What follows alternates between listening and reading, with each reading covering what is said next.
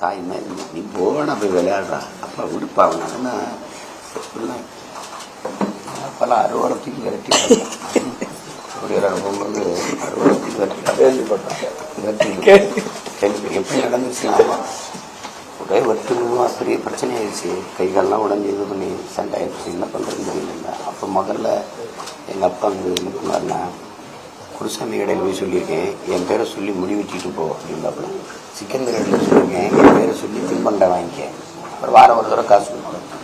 இவர் என்ன பண்ணியிருக்காரு, சைக்கிள் எடுக்க போயிருக்காப்புல. அவர் பேரை சொன்னாதான் முதல்ல ஆள் தெரியாது, ஆள் தெரிஞ்ச ஆள் போயிட்டுவாங்கன்ட்டான். அப்போ அந்த பையன் ஒரு உரிமையால வந்து தெரியாத சீமா அப்பாடா ஐயா தெரியாமல் பண்ணிட்டேங்க அப்படின்னு இப்படி ஆயிடுச்சு.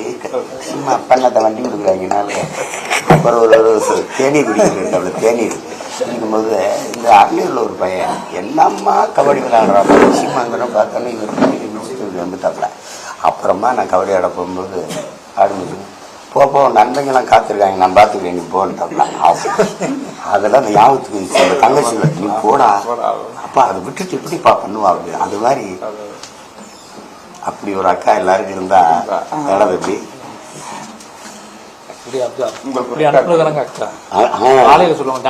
ஆமா ஆமா ஆமா அதோட நீச்சி தான். ஆமா